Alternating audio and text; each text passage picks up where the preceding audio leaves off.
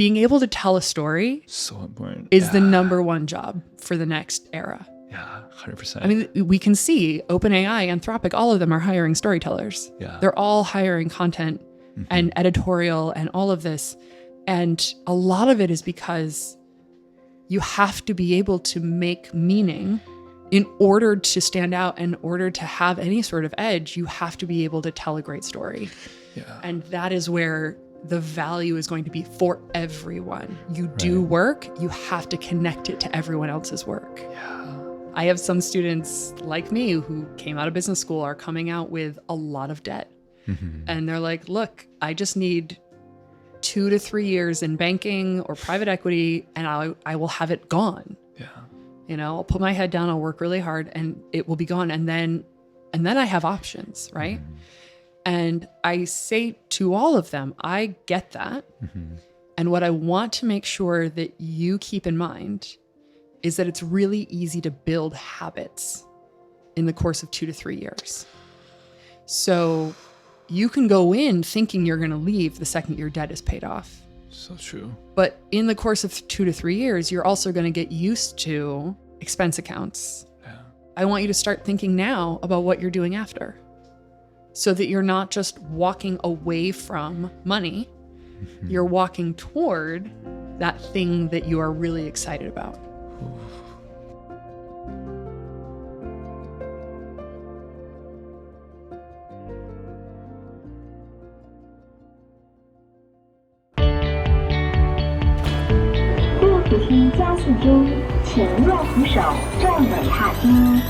The escalator is speeding up. Please hold the handrail and stand forward. Hi, Jackie， 欢迎收听电扶梯走左边。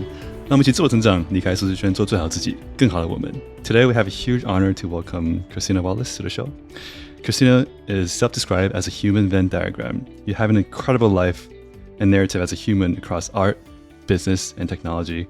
And, just starting off on a high level, you are a Harvard Business School lecturer on entrepreneurship, author of 2 books, 4 Tony nominations as a Broadway co-producer, and I think 13 marathons under your belt. You originally came from Michigan, now live in Cambridge with her husband and 2 kids, whom she met on a zero-date method she shared in her TED Talk in 2018.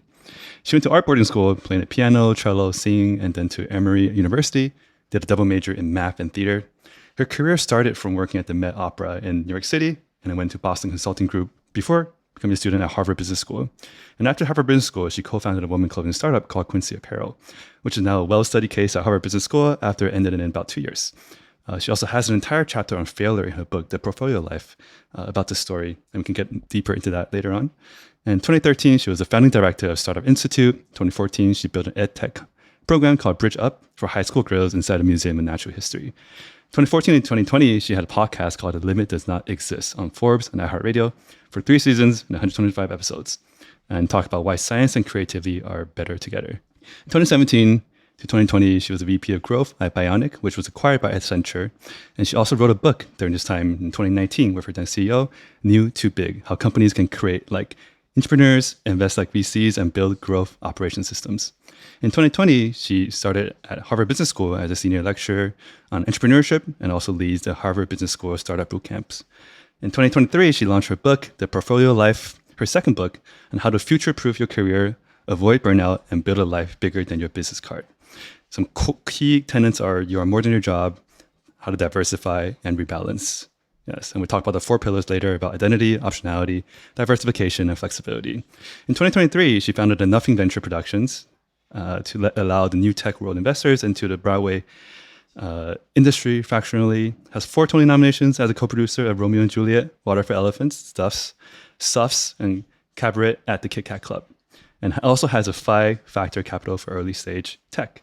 Now you're working on a 3rd book called Storytelling and Narrative Leadership in the Age of AI, something along the lines, and a new course online in Taiwan, which is super exciting. We'll talk a lot about that today. And these are all linked in the show notes with a discount code JackieAI for 350 NT discount.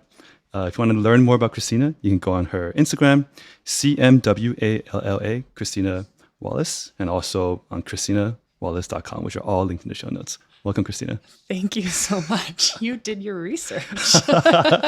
Quite a story. I have to update it, though. I got my 5th Tony nomination last week. No way. For Two Strangers Carry a Cake Across New York. So Wow. the awards are in a couple of weeks. We'll see if this one actually turns into a win. Wow, Fingers that's incredible. crossed. That's incredible. Yeah, your story is so exciting and so many different angles. So I'd love Some to might dive. call it chaotic. Yeah, I can't wait to dive deeper into all of these different pivotal points. Sure. And I think the first question I want to ask you is for the audience to get to know you a little bit better on a personal level. How would you describe yourself in 3 words, 3 adjectives? Ooh. Tall, loud, and full of energy. Full of energy. I love it. I want to ask you about, you double majored in math and theater. Yeah. It's very interesting. And, growing up as in your childhood, I think you mentioned this in your book too, right? To look back in your childhood for signs. What were some early signs in your childhood that led you to want to do math and theater at the same time? Yeah. So I loved math from the beginning. I joke that I speak 3 languages: math, music, and English. I started them all at the same time. I was about 4 years old when I started piano lessons, and I just took to math just natively. I don't really remember a time in my life where I wasn't doing math. I went to a really small Christian school that didn't have great teachers. And so they didn't know what to do with me. I was ahead of my classmates. So they just stuck me in a corner with a textbook and said, teach yourself. And I did. And I was like 3 or 4 years ahead of my grade level. And so I just ran with it. And I taught myself. I didn't have a math teacher until calculus when I was in 11th grade. Oh, wow. I was self-taught all the way through. And it was amazing. I loved it so much. It made sense. And it was fun, and I could see how all of these pieces fit together. So math was always just the obvious piece. And it's actually the reason I didn't go to conservatory. So the theater thing we'll get to in a second, because that came out of left field. Yeah. But my life all the way up through senior year of high school, the assumption was sort of that I would go to music conservatory. I was a classically trained piano, first and foremost, and picked up cello a little bit as my midlife crisis in middle school. I wanted to play in an orchestra, and there's only one pianist in any orchestra. And meanwhile, there are like 8 cellos. So I was like, I'm going to play a cello.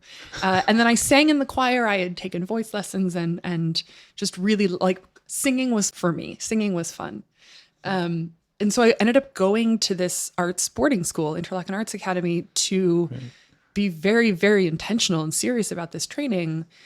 And got all the way up to the point where I sort of had to make this choice of am I going to conservatory? Am I going to go audition for Juilliard and for all of these other training programs where all you do is music? And I didn't want to. I was like, first off, I don't want to stop doing math. But secondly, I don't want to spend 6 hours a day in a practice studio by myself working on these 2 measures of Beethoven. I don't want to. And I looked at so many of my friends at Interlochen, and they did want to. And I was like, they should. And I'm going to go to college instead. So I went off to Emory University knowing I was going to major in math and knowing I still wanted to do music, but I didn't want to major in music. Okay. And when I got there, I needed a job. I was one of the scholarship kids. And one of the work study jobs they offered was as a stage manager in the theater department. And all of the fun kids at boarding school were all the theater kids. Oh. So I hung out with them. The musicians were all very serious and slightly boring. The theater kids were the fun ones. And so I was like, I'll just do this. I'll get paid to hang out with the theater kids. This will be great. And so I started working as a stage manager on their productions. And it was within a semester. They're like, you could be one of us. You could major in theater. And it was kind of eye-opening because at Interlochen, no one actually said this, I think, but it was sort of the understanding was if you hadn't been doing your craft since you were 6, it was too late, right? The ship has sailed. You cannot start anything new. You are who you are. And so it was this kind of revelation that at 18, it wasn't too late for me to start something, which we all now know is insane. But I was like, really? I could still start and be a beginner at 18?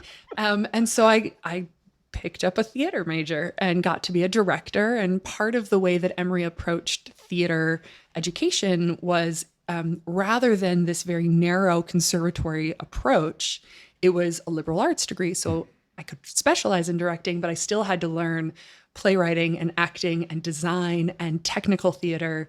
And I was a better director because of it. I had to learn all the other pieces.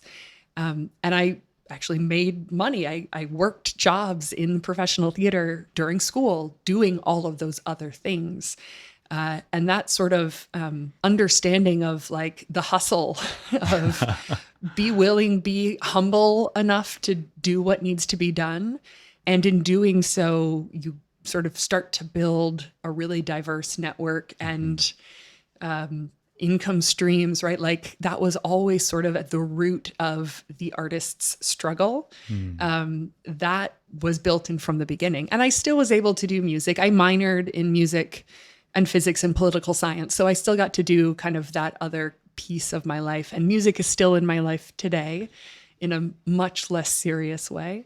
But theater was my new exposure. And then I got to keep math, which I still love. Yeah, that's fascinating. Yeah. So connecting back to you, right? The music, the math, and back to you, the core of that is, I feel like it's creativity. Yeah.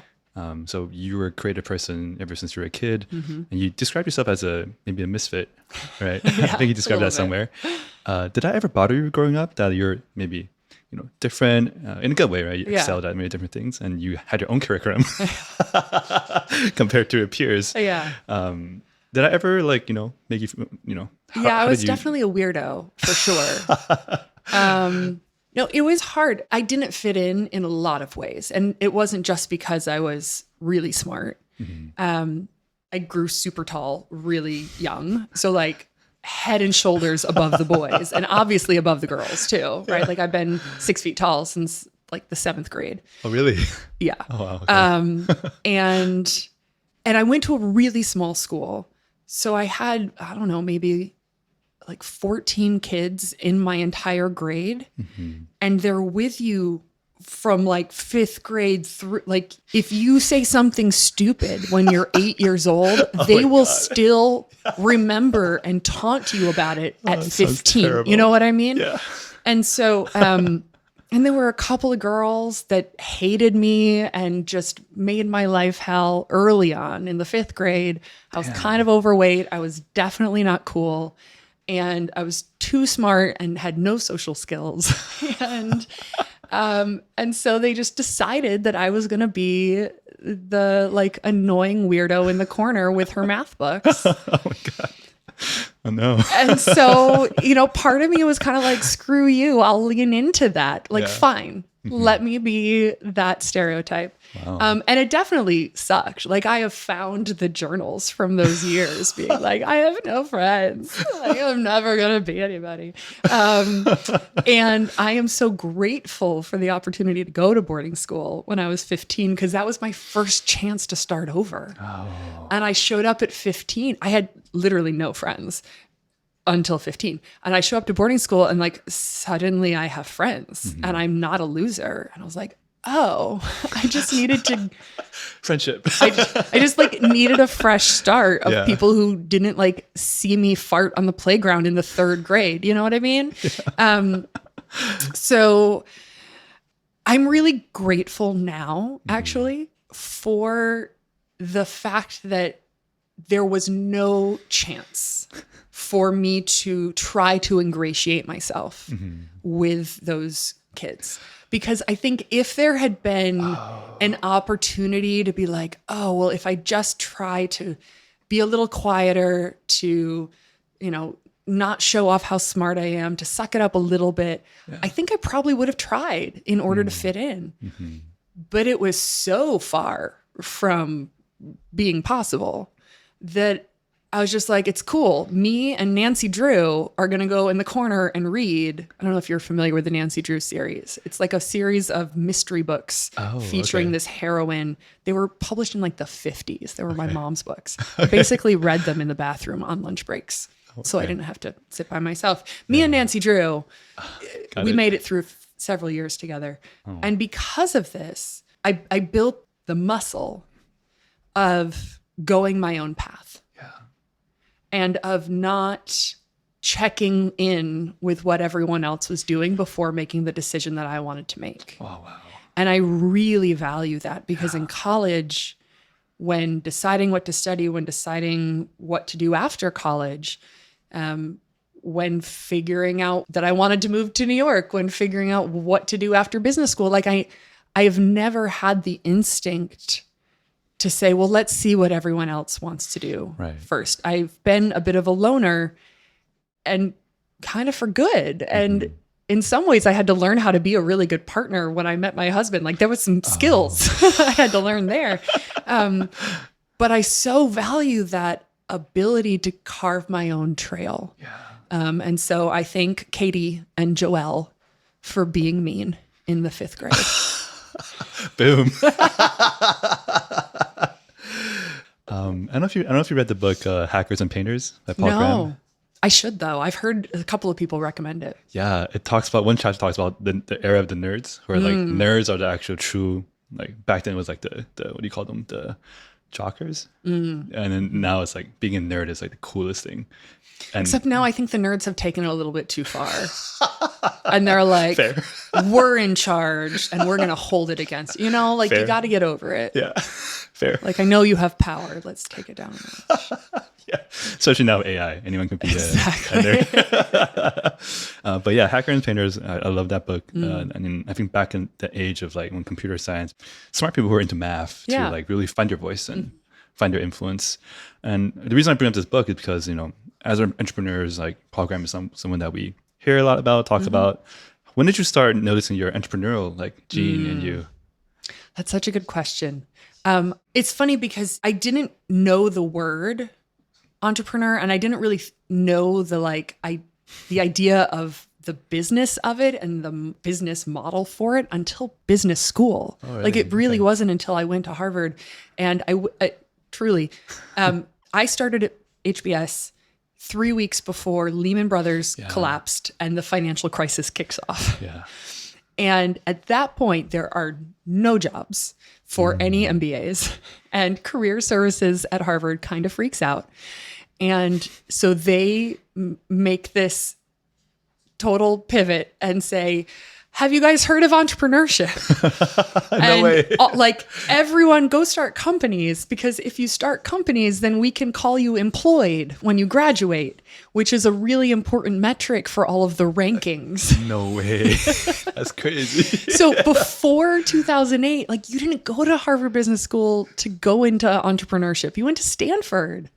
Oh. You would go to HBS to go into consulting or finance or PE. Okay. And then from 2008 onward, we just have this like huge, just like complete shift in this focus of entrepreneurship. Now it's like 40% of our students are focused on entrepreneurship. Wow. But it was right then so right place, right time.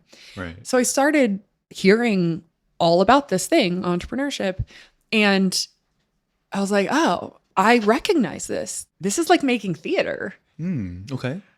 You get an idea. Mm-hmm. You have like $7 in a roll of duct tape to your name. And you've got to convince a bunch of people to join you to execute against this vision. Mm-hmm. And all it is a vision. You've got a script, you've got an idea, but like nothing more than that. And you've got a deadline. You've got opening night coming up. And so you work together to make what is first a really bad version of it in rehearsals. And then you put it up in front of an audience and you try to see if they laugh at any of your jokes. And when they don't, you go back and fix it the next day in rehearsal. And you keep iterating on this until finally you get to opening night. Wow. And then it's there. And I was like, this is exactly the same thing. I know how to do this. And because I was a math major, I took coding. I know how to make stuff. Like, yeah, I can do this. What's this called? A business model? Okay, I got this. So that was the first time I had heard of it. But it's funny because then as you look back at like who you are as a kid, you start to spot, you're like, oh, I've always been this person, right? Like I was absolutely the kid in like the second or third grade. I remember writing a script for, I don't know, my history class. This wasn't an assignment. This was just something I decided to do, right? Opportunity, you pursue the opportunity. I wrote a script about, I don't know, on the prairie or something. I picked out a couple of people. I assigned them roles. I then told my grandmother that she was going to be making costumes. And she did. Like, people listened to 8-year-old me. I then went and grabbed cardboard boxes and like painted sets in the garage, and then convinced my mother to let me bring the sets and costumes to school without telling my teachers. This was not cleared with anyone. I just showed up one day with all of this. And I said, Mrs. Mitchell, today we're going to be performing a play for history class. No way. And she said, oh, okay. And then we did. And I was like, oh, I've always been that girl in charge who was like, I got a great idea. I'm going to get some people on board. Let's make it happen. Like, I've been the producer. I've been the head of every club I've been a part of, who like finds the idea, grabs the vision, rounds people up and says, let's make it happen. Love it. I was like, oh, this is me. And now I look at my kids. Yeah.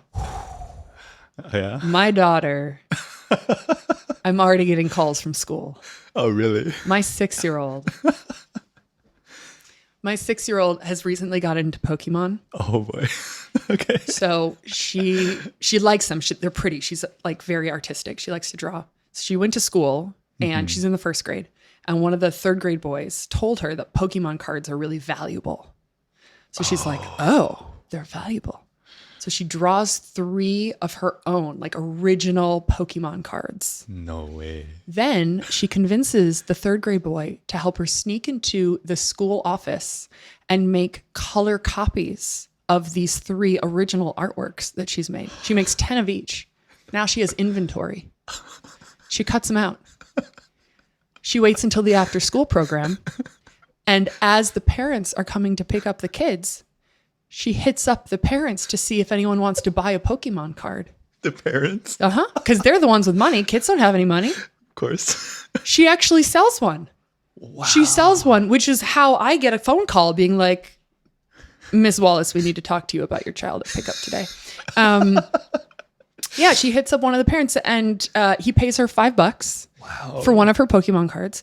And so I have to keep a straight face to be like, that was a bad thing you did. And then we get in the car and I was like, actually, I'm very impressed. And I was like, Arden, how did you decide to charge him $5? Also, who is this parent? She's like, I don't know. It was just a parent. I was like, it wasn't one of your friends? And she's like, no, I asked everybody. I was like, you're good at sales. No, she said, I asked him what it was worth to him.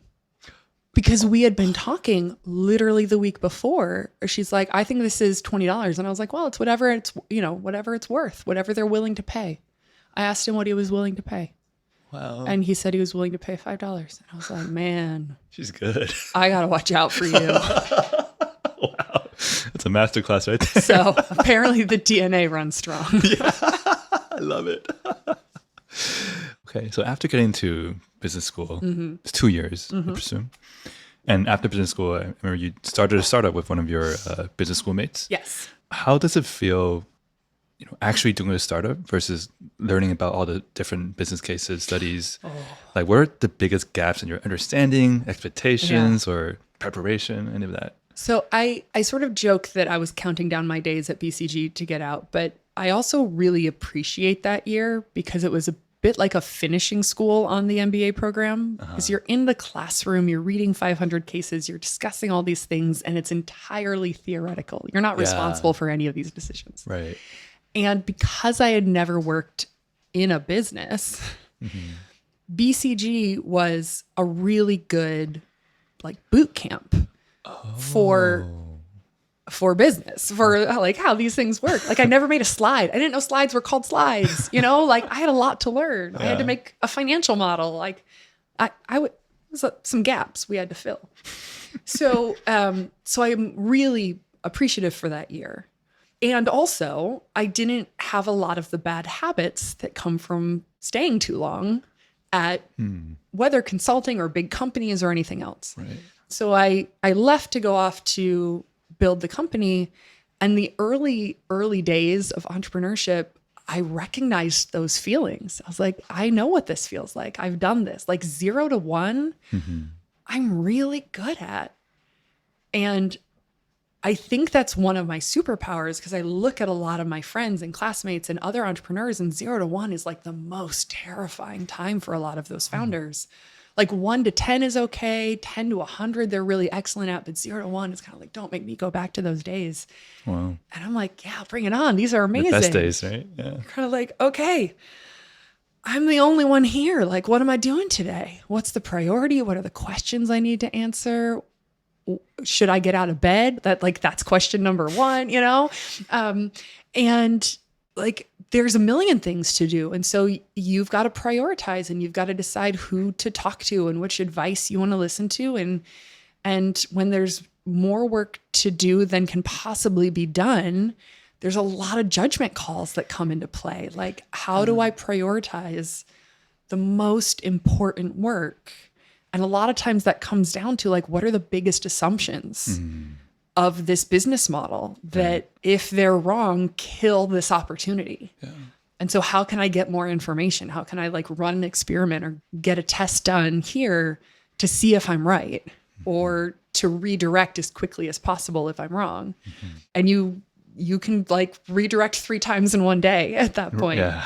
So there's a lot of like beautiful chaos in the early days when it's just you and a co-founder. Yeah. I think where it started getting really unfamiliar and kind of uncomfortable and the gaps started showing up for me is once we started hiring people. Oh, yeah. I had never hired anyone in my life.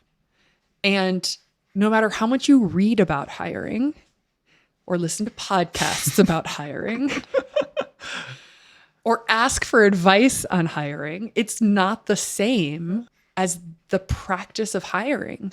100%, yeah. Like, I think it's one of the only jobs that you just can only learn by doing. And you can't even delegate it that much because... Yeah. And so I was really bad at the beginning. Like, we made some bad hires. And the only thing that can fix bad hiring is being willing to fire.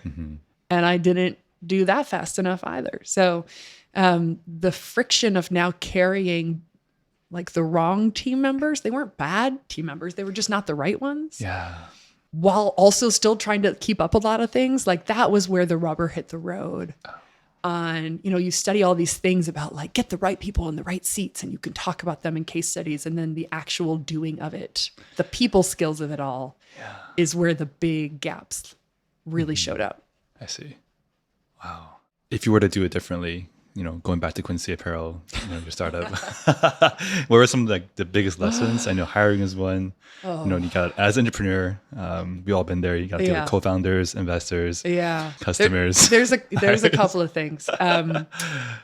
My co-founder Alex and I, we were very, very close friends at business school, and we are still good friends to this day. We were not good friends in the in-between years.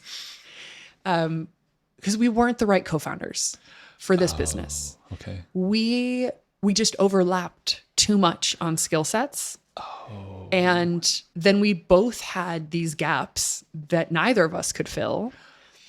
And we weren't willing to bring on a third co-founder. Right. But these were gaps that we couldn't just hire for. Like the difference between an employee and a co-founder is pretty huge. Huge. And so we just didn't get that difference. And there were too many places where we were undoing each other's work or stepping on each other's toes. Oh. And far too many places where we didn't know what good was supposed to look like. And we couldn't get the best out of it. I mean, it's a little bit like, not to bring this around to my course, but it's a little bit like when you try to use AI to do things that you are not an expert in. Yeah. Right? Like if you don't know what it's supposed to look like and you can't QA it properly, then you can end up with kind of mediocre stuff and you don't even know that it's bad until you put it out there and you know, it doesn't work. So we weren't the right co-founders for this business. We also took venture capital for what was ultimately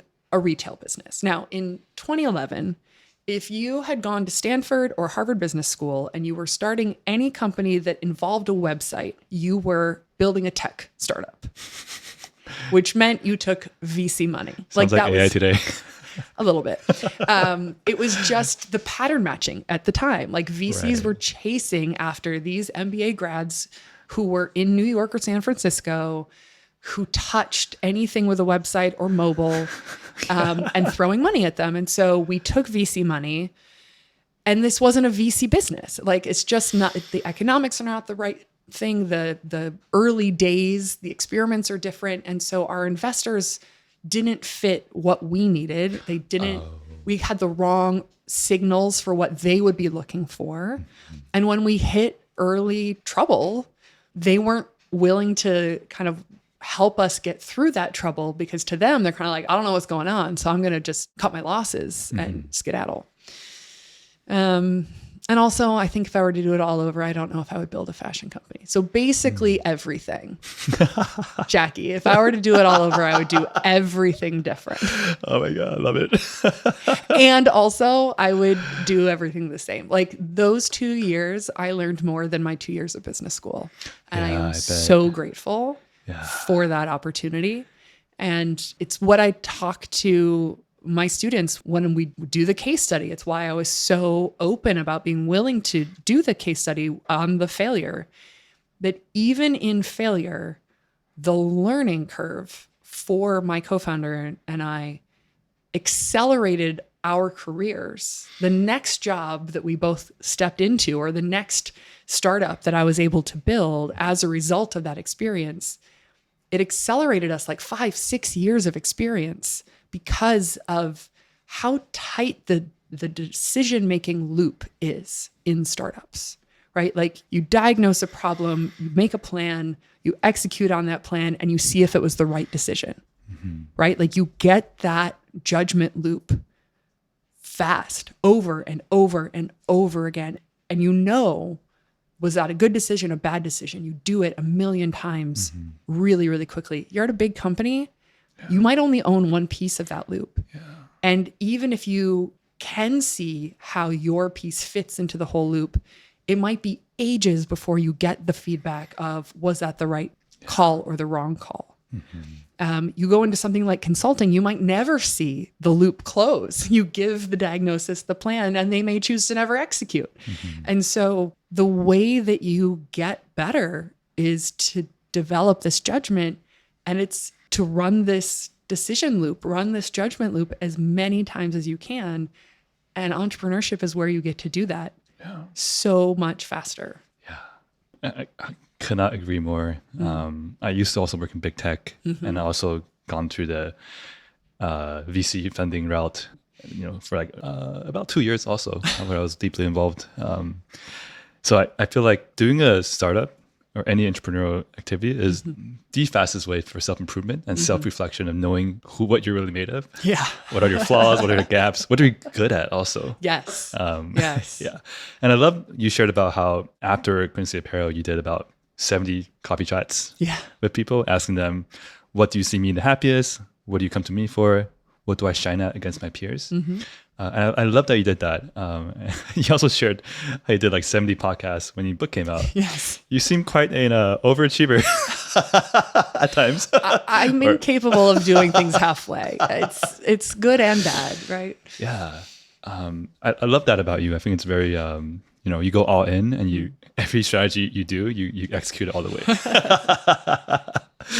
And you really, you know, emphasize that all win or nothing approach, at least in your early days. And then later on, you had different approaches of 85%, and you know, but you know, after Quincy Apparel, those 70 coffee chats, when you ask people those 3 questions, Yeah. how long did that take? And what were the biggest learnings you had during those 70 coffee chats and that time, overall? Yeah. So I had to do all of those in 30 days. Oh, wow. Because I was broke when Quincy shut down. I put all of my money into the company, which was not that much money in the first place. And I had deferred my student loans while I was building the company. So I owed more money at this point than I did when I graduated. It was like $170,000 just hanging over my head. And I had like literally $0.0 in my bank account. So I had to pay my rent with my credit card. Oh, wow. That's scary. And so it is. And so at that point, I was like, I have a month before I have to pay my rent again. So I need a job in a month. There has to be a job. So let's get moving. Like, let's figure this out. And so I did those 70 chats in 30 days. That's more coffee than any human being needs to drink. Yes. Toward the end, I did shift to be like, we don't have to get coffee. We could go for a walk. I could do your errands with you. Like we tried to start mixing it up a bit. I also had to clarify they had to pay for the coffee because I was so broke that not only was this going to be a meeting about me, but also they had to pay for it. Thank God my people love me.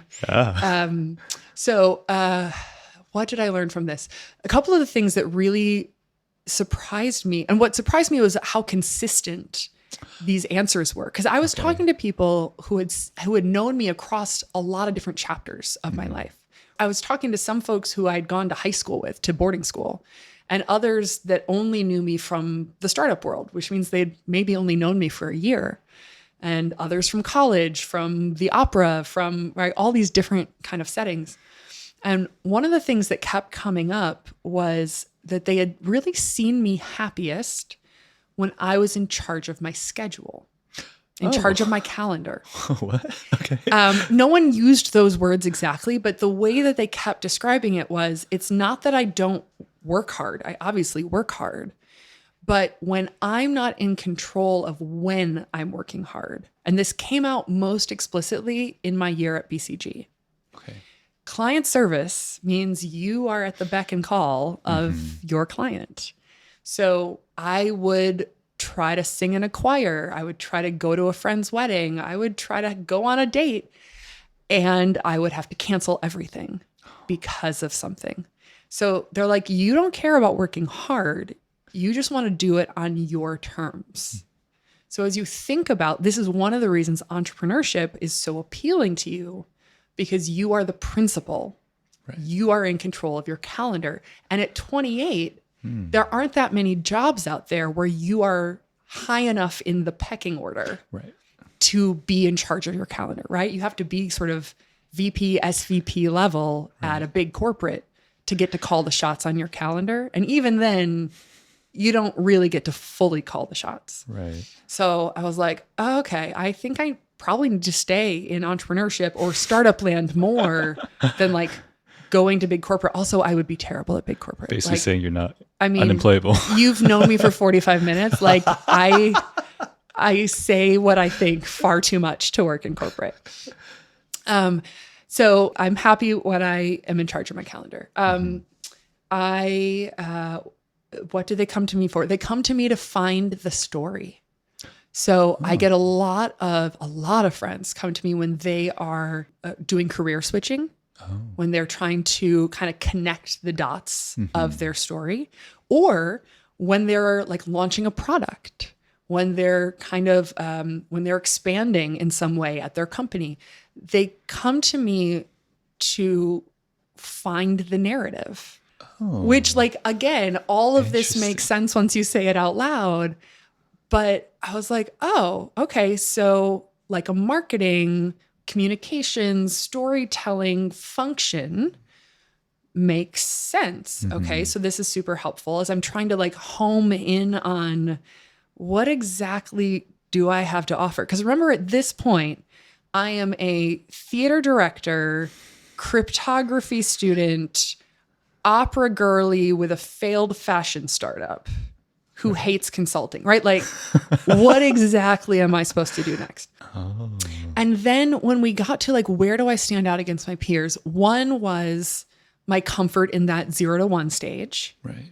Another was the strength of my network in New York. Like, I know everybody. And not because I'm out like pounding the pavement, passing out my business card. In part, it's just because I know everybody. Like, I just, like, I just do a lot of things. Right. This is true. Like, I know everybody in my MBA class. My MBA class is like 900 people. And somehow I know basically everybody. Wow. Because I do different things. Okay. I do like orthogonal clubs and interesting kind of, right? Like, I don't just sit in specific circles. I straddle them. And so I end up sort of knowing everybody. I'm not besties with anyone, Yeah. but I kind of know everyone. And I know them in a way because I've helped them. In a lot of cases, I'm giving out favors and offering support long before I need it. Right. So it's not really a transactional relationship. It's just like a, hey, how can I help? Right. So I have a really strong network. I'm comfortable early stage. And, the last one, which again, obvious, I'm really good at public speaking. Oh. Like, give me an audience of 1,000 and a microphone and a stage, and like, I'll be out there in a half a second. And apparently that's just not true for everybody. That's a superpower. And this was the first time that I had really stopped to think about that this was a thing that I was good at and that I enjoy. Yeah. And so they were like, yeah, you got to think about roles where you can be like a spokesperson, you can be a teacher, you can be like, as a CEO, it really was a good fit where I got to go out and really represent the company, the customer, the product. They're like, this is a thing that you do well. Make sure that whatever you do next, this is part of it. And so it was really helpful to kind of get these components. Like, none of those gave me a job title, but they gave me pieces where I said, okay, whatever I do next, I'm probably going to stay in early stage startups. I need to stay in New York because that's where my strength is. And I either need to look for marketing roles or I need to look for opportunities to like build a new business or launch a new product for a company that is already existing somewhere else. Like, I can open their New York office. I can expand their New York operations. I'm too burnt out to start another startup right this second. So let me go find a startup elsewhere who wants to come to New York. Let me be New York for them. Yeah. And I was like, now I've got the playbook. Now I can go and ask who's looking for someone who's Christina shaped. And then it was like 2 days and I found exactly Startup Institute, which was only in Boston at the time, wanted to see if they could scale. Yeah. And I got to be the founding director of Startup Institute New York. Yeah. And then once I expanded there, they grew to Chicago, Berlin, London. Like, I got to write the playbook for how do they grow once they wanted to go into multiple cities. Oh, amazing.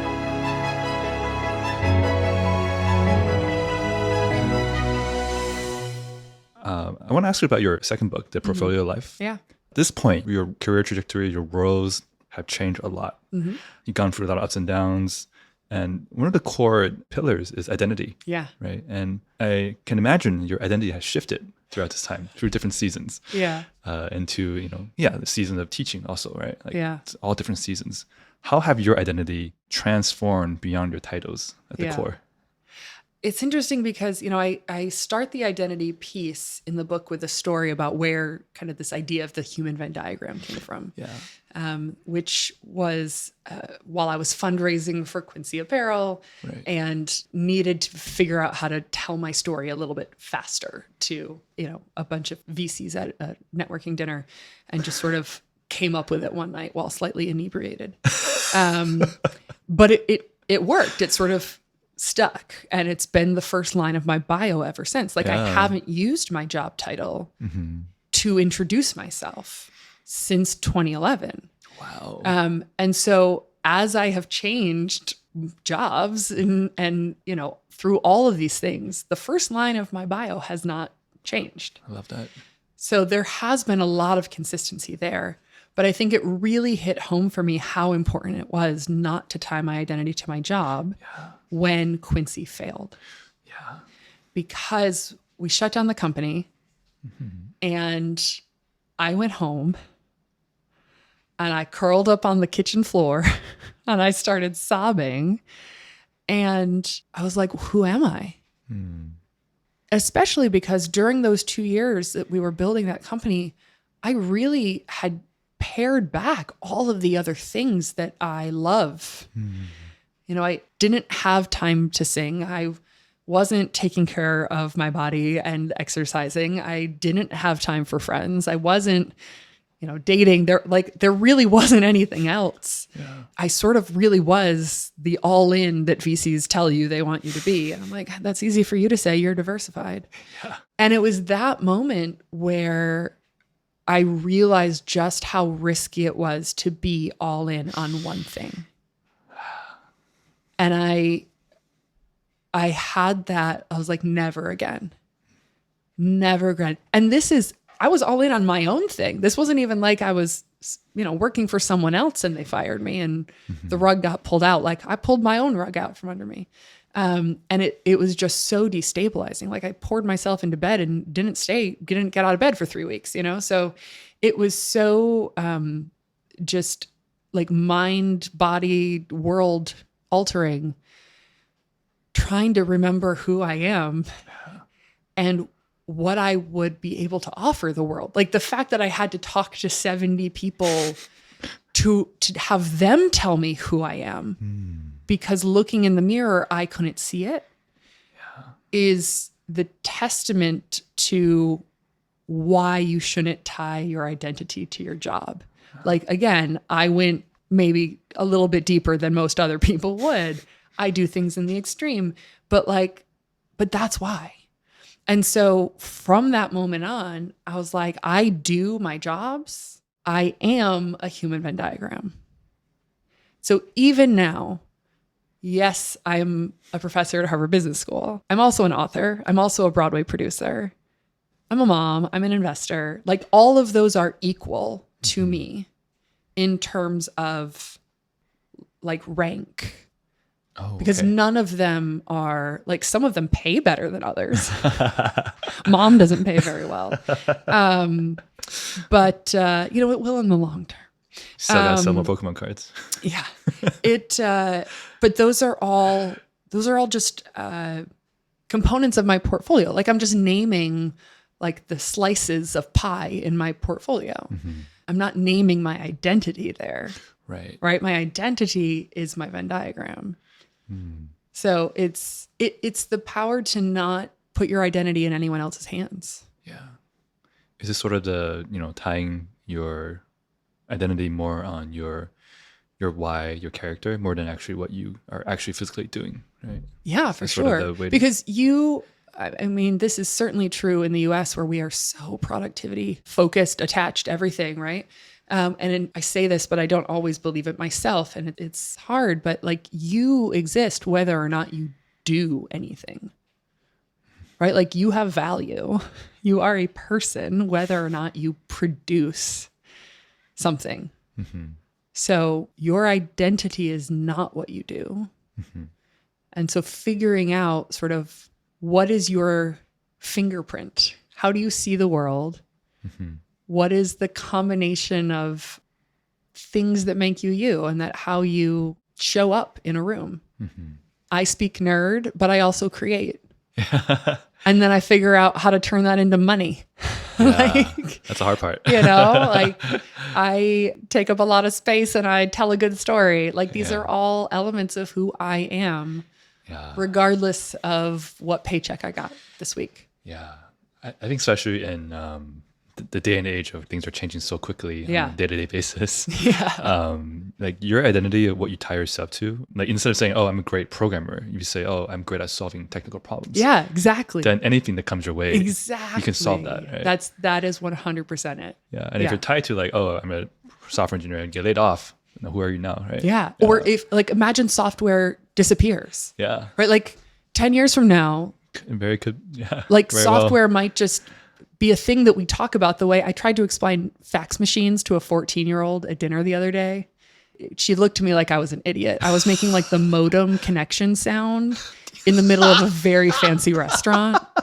And I thought they were going to kick me out. Anyway, like writing code may not exist anymore. And so that can't be who you are and what your job is. But if what you do is solve problems, understand, how technology gets put together, how to create and connect all these kind of different pieces of technology in a way that invents something new for people, like that job will always exist. And you tell a good story on top of that. Yeah. Honestly, this is my next book.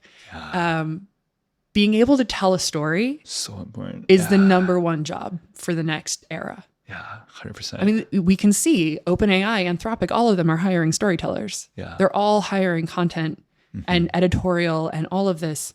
And a lot of it is because you have to be able to make meaning, to be able to move people, to be able to connect emotionally and to stand out in a world where a lot of the content now, the slop, is sort of reversion to the mean, right? You're getting the average of everything.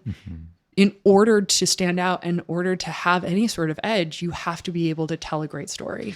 Yeah. And that is where the value is going to be for everyone. You do work, you have to connect it to everyone else's work. Yeah. You make something happen using your suite of agents, connect it, tell the so what. I learned that at BCG. So what?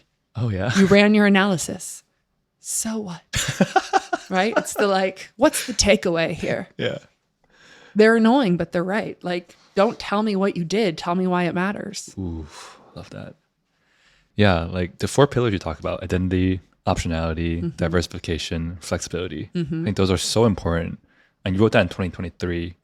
I think even I actually today, wrote it in 2022 and I turned in the manuscript like 3 weeks before ChatGPT was announced. No way. Oh my God. You're like, dang it. There was definitely a moment that I was like, this could have been a lot easier. But it was so applicable in this ChatGPT cloud age. Yeah. Right? Like, I think, optionality, if you're able to master different elements, different disciplines, the principles, you can connect different associations. The thing I want to ask about is flexibility. I think diversification is very important, right? You want to put your eggs in different baskets. Flexibility is the part where you rebalance your portfolio. Yeah. How are you tracking your portfolio in the first place? And how often do you need to go back to review them and then decide, is this a time for rebalancing, right? Because sometimes we can over-optimize, like, This is refactor there's no Aura ring for your portfolio, right? Like we're not doing a daily tracker. You don't need a quarterly update with KPIs. No, I am not like that. So my sort of high level gut sense for when is it time to rebalance is when is there sustained friction in your life that didn't used to be there? Oh. By which I mean, this used to work.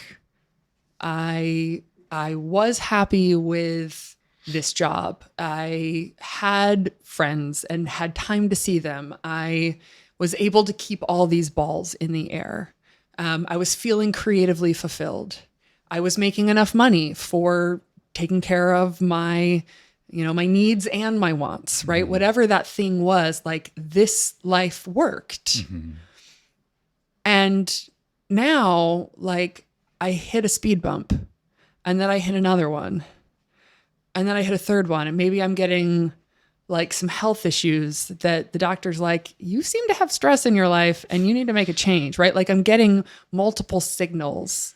Yeah. And a couple of these things like I can fix, but more of them are kind of adding up to the point where like, I don't know if this is working anymore. Like what was working is not working now. That's usually a signal that you need to take a bigger look to rebalance, right? Those are the types of rebalancings where you're like, maybe I need to change my job. Maybe this is like move to a different city kind of thing. If you have a family, this might be we have to sit down and decide, like, how are we going to balance the childcare, the routines, all these things. Like, these are the moments.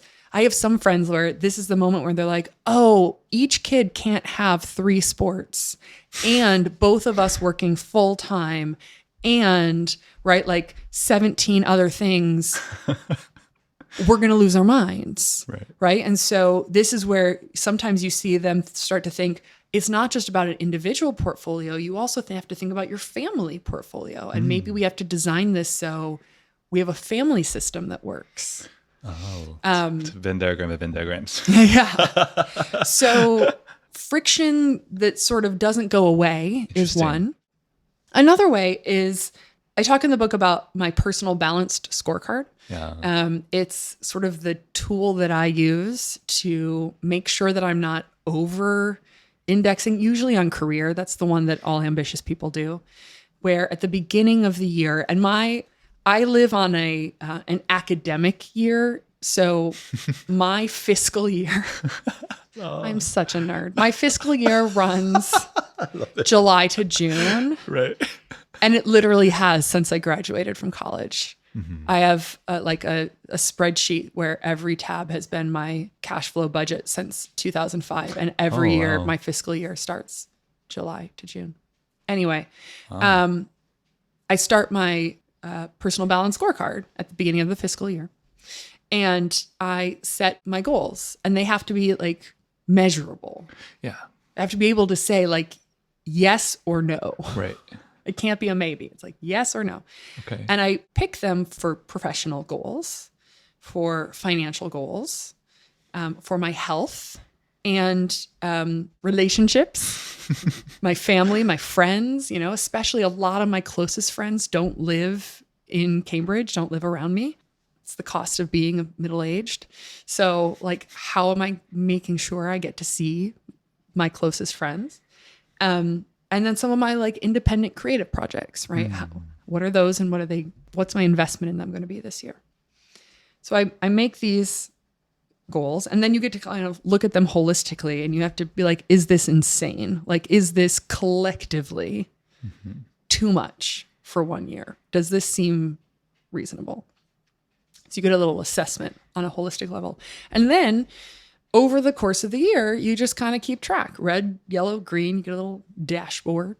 Am I on track? Am I behind? Is that like a monthly thing where you? Yeah, you can. It's just sort of, you keep an eye on it. And it's not going to be linear, right? You're going to have months where some are shoot ahead and others behind.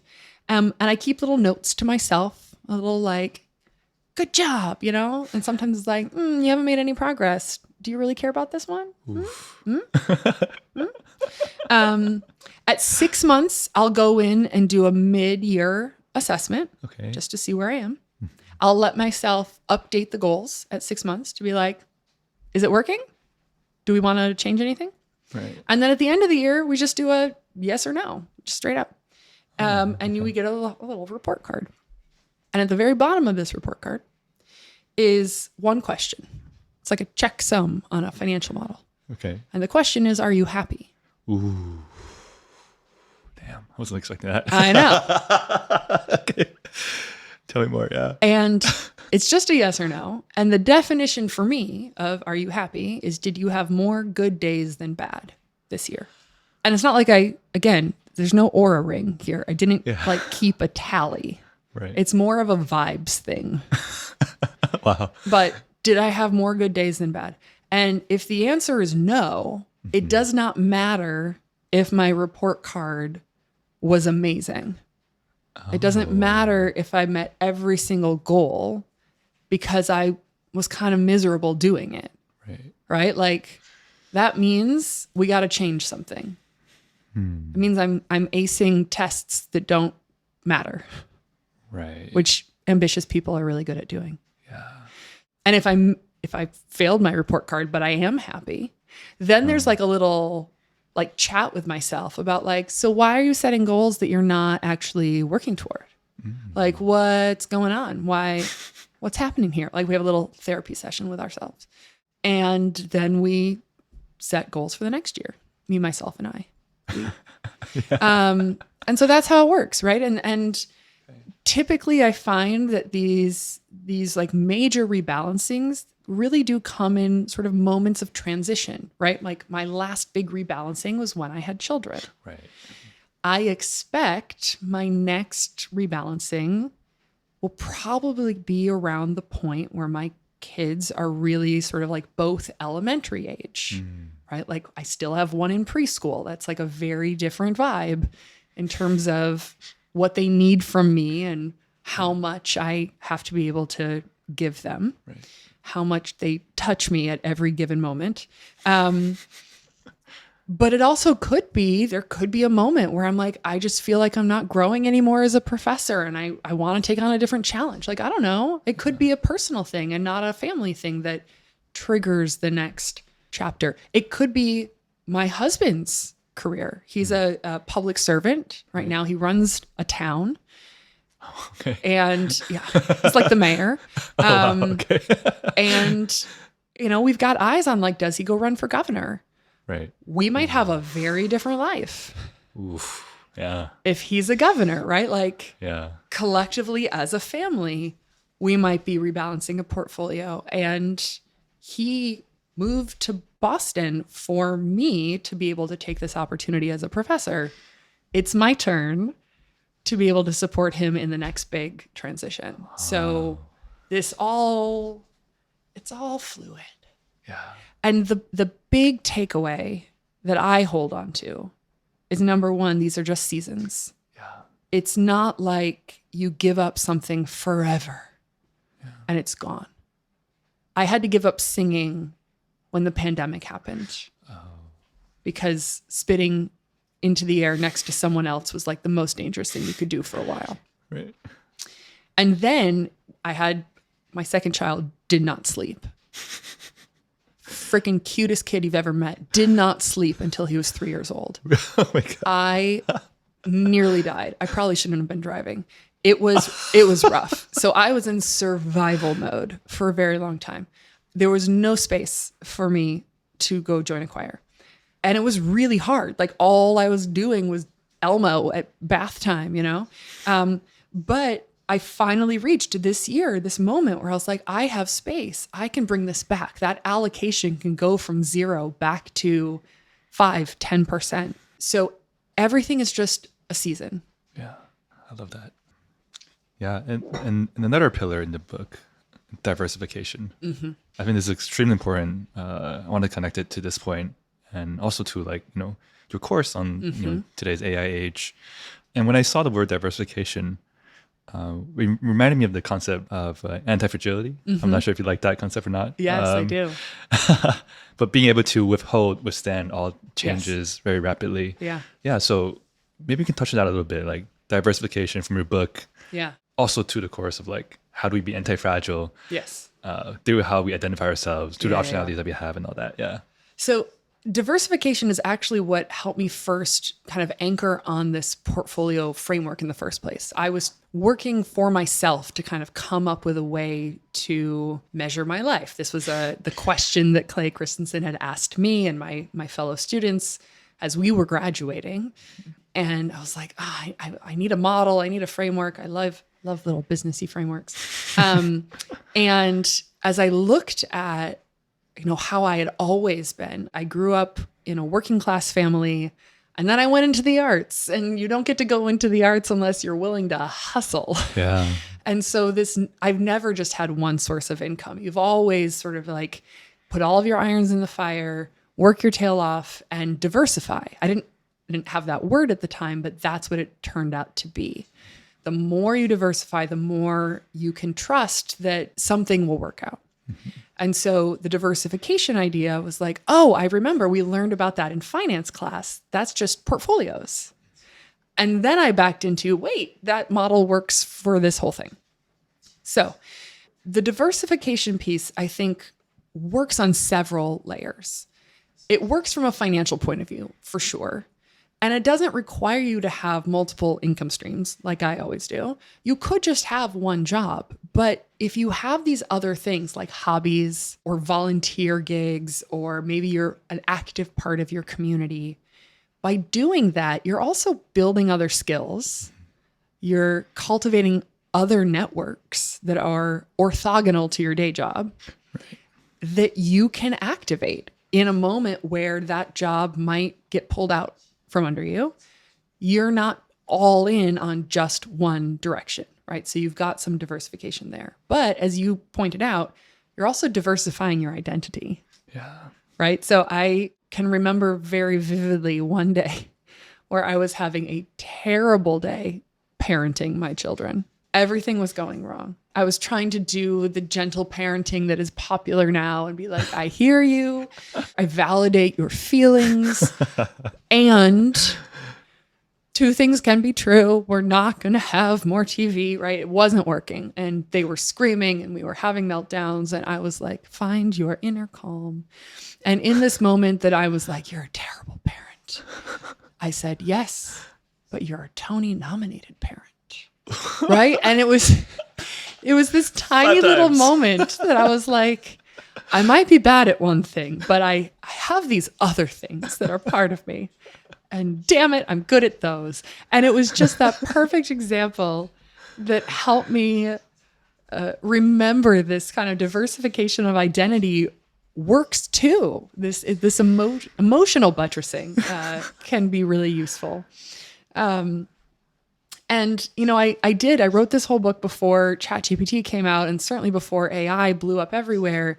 But I feel like I just met the moment in a really useful way. You know, I developed this framework literally just for me. I never really planned to write it into a book. I mostly just used it as a way for me and kind of to explain to my mother what I've been doing with my life. And then as I was writing about it and talking about it on my podcast, I had a lot of people reach out and say like, oh, I'm like that too. Will you tell me more? Like, so I can use this framework. And I was like, oh, okay, that's interesting.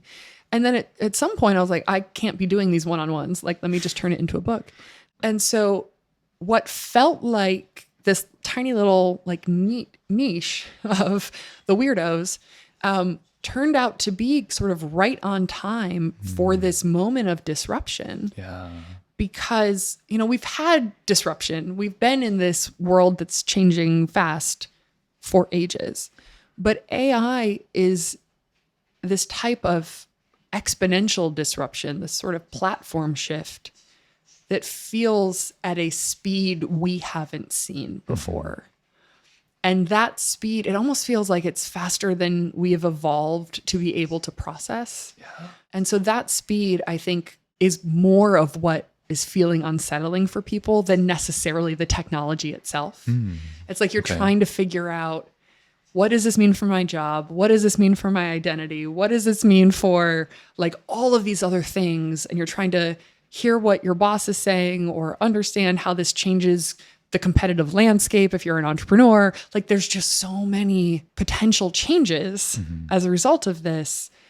And you literally, it's like that scene with, or the meme with Julia Roberts with all the like the math floating over her face. And you're like, I can't calculate it all at the same time. That's what it sort of feels like right now. Like it's just a lot.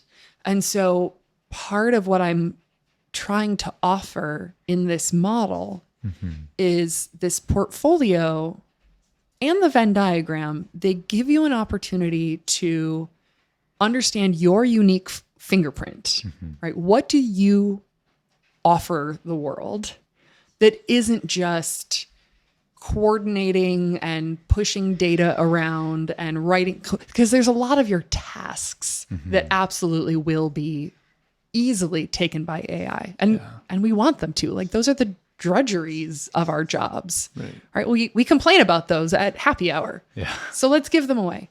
But what that leaves is the onus for us to figure out, like, what is my unique contribution to the world? And that's the piece where we kind of have to go back and excavate a little bit of like, what is my fingerprint? What are the things in my Venn diagram or the other elements that I can bring forward to show how I see the world, or what ideas I can connect, or, you know, what I can bring forth. And then what else might need to be in my portfolio to diversify?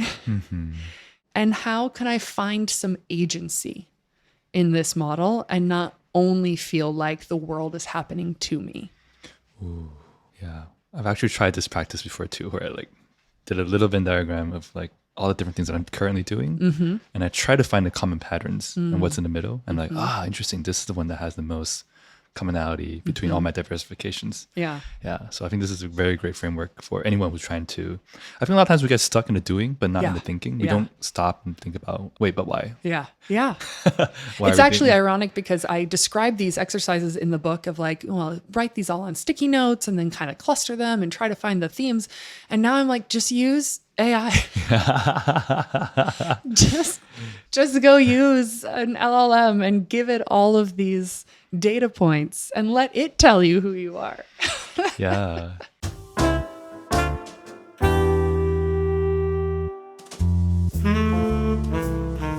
I'm curious, as a entrepreneur professor, in this season of your life, it's going on for 6-7 years, right? And now you're seeing AI emerge, right? And then all these theory of like how to build a business, how do you validate an idea, how do you find product market fit, how do you do the things that don't scale, and how do you scale things, all of that, and seeing how AI has been able to empower or shortcut a lot of these. What's your take on how AI affects starting a business today? And also the personal question to you is seeing all that happening while teaching, do you ever feel itchy? Like, do your hands get itchy sometimes? My hands are itchy all the time. I bet. There are so many days where I just have to be like, do not say, I should just quit my job and build this with you. Which is an impulse I have on a regular basis. I also have like a long list of ideas always. Oh, and I'm my like, God. I could do that. I mean, it helps for me to have a lot of active research projects, building courses, writing books. Like as long as I'm being creative, it keeps me from going off and launching businesses. Which is why my husband is like, yes, go to Taiwan for 2 weeks. I'll watch the kids. It will be fine. Because it prevents me from building a business. No, so I think one of the biggest changes that we've seen, just material change to entrepreneurship, is how much you can execute on for virtually no money and in no time. Right? Crazy. So, I mean, we saw this, I started building in the 2011 era where we had Shopify for e-commerce and we had, Amazon web servers for hosting, and all of the .com era entrepreneurs were like, well, back in my day, we had to build that infrastructure, and they were all talking about it was $1 million to start a company and we could do it for 100,000, and they were so cranky about it. And, 5 years ago, it would be like, well, it's not 100,000. You could do it for 10,000, 15,000 to get up and running and sort of all these pieces together. And now you can do it for like $500, right? Between the tools that you need and registering your domain, right? So it's kind of crazy how fast you can move now and how many experiments you can run, how much evidence you can get before you need to get resources outside of what you can bring to the table. So that has meaningfully shifted who has access to entrepreneurship, right? So certainly my students, more of them are finding the willingness to give it a shot. And I think not all of them are suited for it, but let them find this out on their own. It also means we're going to see other folks who don't have access, like Harvard Business School students, might not live in Silicon Valley or New York or the other ecosystems, who have expertise in an area, who have a great idea, who now are able to build a prototype and get something up and running, who can, which I love. The flip side to that is everyone can build something now. So that used to be the signal of sort of fidelity and commitment and like, oh, they're legit. Skin in the game. And now it's the signal of like, you spent an hour thinking about this. And so now the bar has been raised as to how much you have to do to actually show value. So it's not just that you can build a website. Also, everyone's websites look exactly the same because you're all using the same AI design coders. It's not just that you can put together an app. Now the question is, what's your proprietary insight? What's your proprietary data? What do you have access to that makes you the person to build this company? Because if it's just that you spotted an opportunity, everyone who spotted that opportunity can build what you are building. There's nothing defensible in execution. Yeah. So now the why you of the why you, why now, is it big enough trio of questions that we always ask founders, the why you matters so much. I heard a saying that in this day and age, everyone will become a founder of some sort. Entrepreneurship will be for everyone because everyone's productivity is going to be, capability at least, firepower will be up there. Yeah. And it really comes down to who's able to get the distribution, who's able to tell the right story. And I think this is also interesting is, you know, I could just go on cloud and like, you know, spend a day, build out this actual business plan and like implement it and like test it. Yeah. Right? And should I be in a classroom and, you know, study theory compared to in practice? How do you balance that theory that's taught in business school? I know this is a little bit speaking to your own, like, you know, what you're doing right now. So it's a bit of an unfair question. No. I mean, we ask this question of ourselves all the time. Like we've had our own, like, are we being disrupted? Will there be an MBA in the future?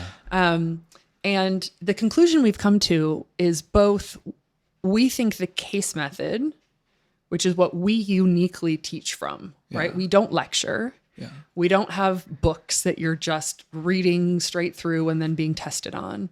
It's not about facts. We teach case method, which is read this story and look at this evidence from a situation, put yourself in that leader's shoes. And now I'm going to ask questions and you're going to debate for 80 minutes what decisions should be made. And the entire point of case method is to develop judgment. It's to learn how to diagnose, make a plan, execute, and learn from the outcomes and do it again. And you do it 500 times over the course of 2 years. Like you are honing that skill of judgment.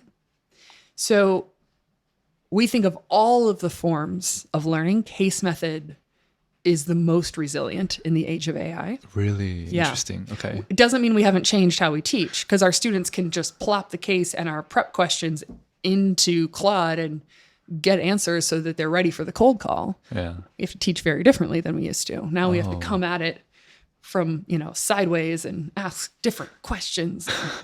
We have to follow up 3 more questions. Yeah, a number of our faculty are like, this is exhausting. Oh my God. That's so Some of them were like, we just learned Zoom. I'm tired. Most of us are super excited.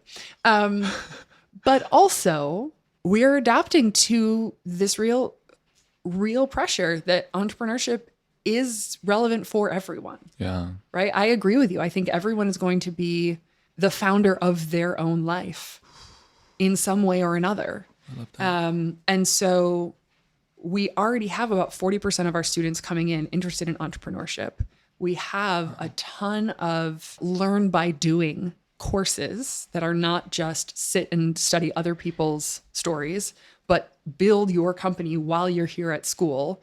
And your company is the homework. Like I teach a course called Startup Operations, where literally we build everything except your product. You're building your product in other places. We're going to build out your operations, your financial model, your hiring plan, your legal systems. Like you got to build a company, not just a product. So that's what my class is for.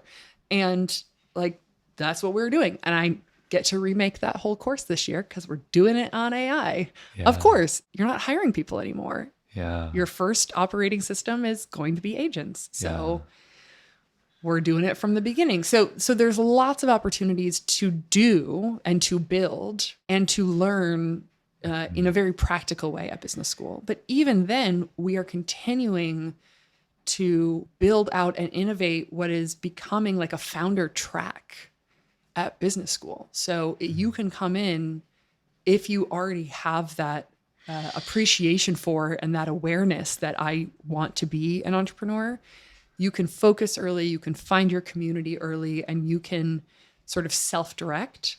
What I am sort of more interested in, and where I spend a lot of my time, is grabbing the people who don't self-identify as entrepreneurs and helping them realize that actually they could be and probably should be learning about and interested in and considering entrepreneurship. Because that was me. I did not come into business school expecting it.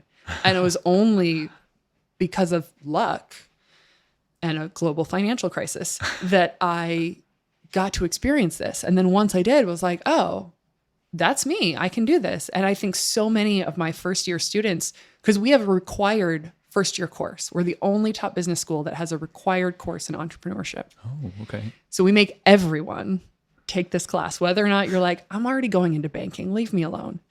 You all have to take it. Wow. And what I love about this is so many students come out of this being like, actually, I was like, another one bites the dust. So we're getting more and more start to realize that this is a mindset. Yeah. It's a way of looking at opportunity. Mm-hmm. It's a way of approaching, even if you go into a job, it's a way of approaching your career. Mm-hmm. And it keeps you in the driver's seat.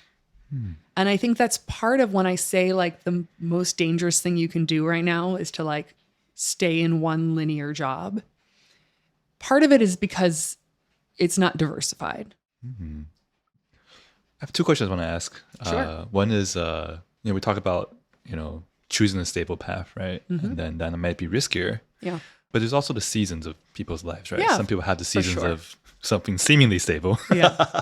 seemingly not risky. Yeah. I don't know if this is a question, but I think that's an interesting thing to point out. And the second question I want to ask is, in this day and age where people who might not be able to go to YC, Mm-hmm. might not be able to go to Harvard Business School, Mm-hmm. they might not be an entrepreneur, they might not be tech adjacent or familiar. Mm-hmm. How can they prepare for kind of this age of disruption that's happening? Great question. So I completely hear you on the first one. There are seasons. Yeah. There are seasons where you need to double down on what pays the most. Yeah. I have some students like me who came out of business school are coming out with a lot of debt. Mm-hmm. And they're like, look, I just need 2 to 3 years in banking or private equity and I will have it gone. Yeah. I'll put my head down, I'll work really hard and it will be gone. And then I have options, right? Mm-hmm. And I say to all of them, I get that. Mm-hmm. And what I want to make sure that you keep in mind is that it's really easy to build habits in the course of 2 to 3 years. So you can go in thinking you're going to leave the second your debt is paid off. So true. But in the course of 2 to 3 years, you're also going to get used to expense accounts and really nice hotels and people being impressed by your job title. Yeah. Living in a nice apartment. Yes. And once you've paid off your loans, the very next paycheck, you're going to have a really big cushion of free cash flow. And it's going to be really hard to not be like, well, if I stay for 6 more months, now I can build a nice little savings cushion. Yeah. And then once 6 months pass, you're like, well, 6 more months, I'm going to get bonus season, right? And now you've been there 4 years, now you're about to get promoted, right? Like you're always like one little stint before you're ready to leave. The lifestyle inflation. And then you've got 2 kids going to private school, right? And whatever it is. And then you become a managing director and you're coming back to your reunion miserable. And you don't know how you got here. So I was like, I hear you about the season, but if that truly is what you want this for, I want you to set a date in your calendar for when you're leaving. I want you to write your resignation email and schedule to send it on that date. Wow. I want you to start thinking now about what you're doing after so that you're not just walking away from money, you're walking toward that thing that you are really excited about. And so it's the same idea. And I think, I think of seasons like a lot of my friends who maybe downshifted when they had kids, right? They had really young toddlers, just because the cost of childcare is unbelievable in the United States. And it was just cheaper to stop working than to Oh my goodness. keep a paycheck and send their kids to childcare. I mean, in New York City or Boston, it's in the range of like $30,000 to $40,000 a year per kid. Yeah. Per kid.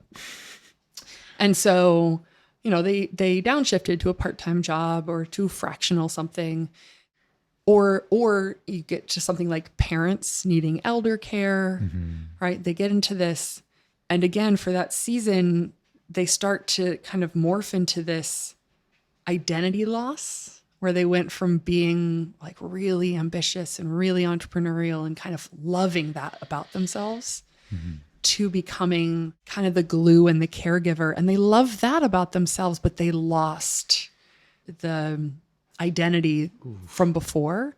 And as that season ended, there's always that moment where you sort of want to pull them aside and say, hey, either of these two options are fine. Whether you want to stay in this caregiving identity or whether you want to go back to this really ambitious professional identity, I just want to call out that you have the option to make that choice, because now this is a transition point. And so just being, I think, more cognizant about when the seasons are shifting and not letting habits perpetuate because they're habit. I think that's where we get into these sort of midlife crises or these ruts or these moments where you're like, this isn't working for me. And you're like, of course not, because this was designed for a different season and you just kept doing it. It's so hard to do. It's really hard. I know. Yeah. It takes a lot of like carving out both the time, but also just like the mind space for it, which is also why I can't start my new year in January because December and January for working mothers is disaster time. In December, you have a million kids parties and concerts and teacher gifts. And then they're home over the holidays and you have no childcare for 2 weeks and they're going crazy because it's winter and they're eating a lot of sugar because it's Christmas. Yeah. And then you go back to work and everyone's like, great, first of the year, let's get going. Yeah. Like there's no time for me to sit and be reflective. Whereas the first week of July, like no one's answering their emails then. It's quiet. I have plenty of time to take a step back. Yeah. I want to ask about this take a step back part because, you have this concept of give it 85%, not 110%. Yeah. And also the great example you brought up in how factories run their machines and maintenance. Maybe touch on that a little bit. And I want to also ask the question on top of that is that how do ambitious people like you, like us, entrepreneurs, dial it back when they're supposed to? It's almost harder to not. I had this idea in my head that you don't know what a full-time job is once you quit your full-time job because then you're working all the time. Yeah. How do we stop ourselves from going 120%? I know. This is more of an aspiration than something I've achieved exactly. But so the idea of the 85% came from research I came across in operations management from factories, where the best run factories in the world don't run at 100% capacity. They literally schedule in downtime so that they have the space to do maintenance on their machines, to redo an order if someone messes up, or to do, like a surge order. If they have a customer that's like, oh, I completely forgot. Can you squeeze? Like they have the space for that. So they're not having to work everyone overtime. They recognize life happens and we're going to make space for life to happen, which seems so obvious, right? Again. And when I came across this, I was like, oh, that's genius. Because I have this terrible habit of scheduling my life at 100%. Yeah. And then life happens, and then everything falls apart. And then you try to squeeze things in, and now you're at 120%. Yeah. So part of what I try to do as I think about the portfolio is I allocate time in my portfolio to rest. Ooh. I know. Revolutionary. I know. It's like That's crazy. 5%. Yeah. I also allocate time for working out, Yeah. which I didn't used to love and now is such an important part of my rest, of my like taking care of me, right? And so that's part of running at 85%. I schedule in that downtime, and I literally put it on my calendar. Like, I don't schedule naps necessarily, but like I know Saturdays and Sundays, my kids used to nap. They've sort of grown out of it both, but we have just gotten in the habit that kind of from 1 to 3 on weekends is quiet time. And so they go to their rooms and they make messes, and I go to my room and I take a nap. Yeah. And it's amazing. It's amazing to wake up without an alarm, Yeah. Oh my God. right? It's just, it's so delicious. Yeah. And then I schedule my workouts. I get them on the calendar. My assistant knows that they can be moved, but they can't be deleted. They take up space. It's easier to protect things that exist than to make space for things that you want to exist but don't actually exist yet. Right? that, yeah. Like, no one is going to protect your time for you. So you have to put it on there, and then you can make space for it, right? You can move it around, but then you can visualize, like, this is what I've already committed to. This became a big thing for me, the calendaring of everything. Some people probably find it very deeply unromantic, but like, I calendar my dates, I calendar my time. We have a joint family calendar. Like, everything, if it's not on the calendar, it doesn't exist.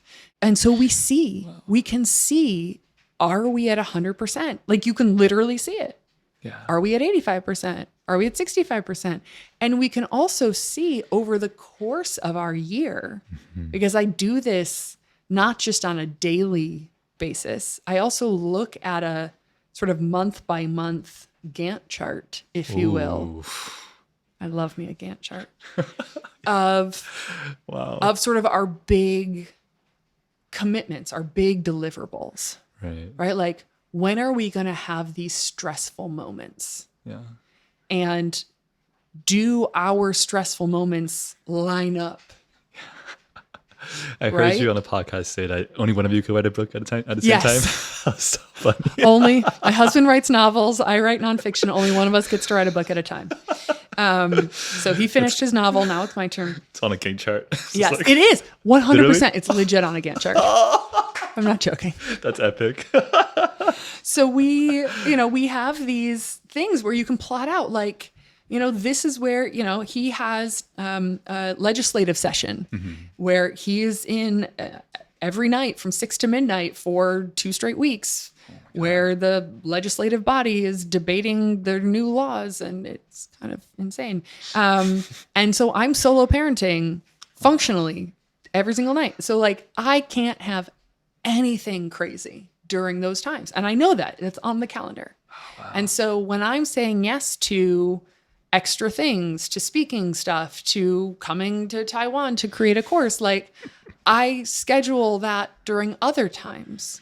I'm aware of when crazy crunch time is at school. I know when the times are that my kids are going to get sick. Like, I know the virus calendar.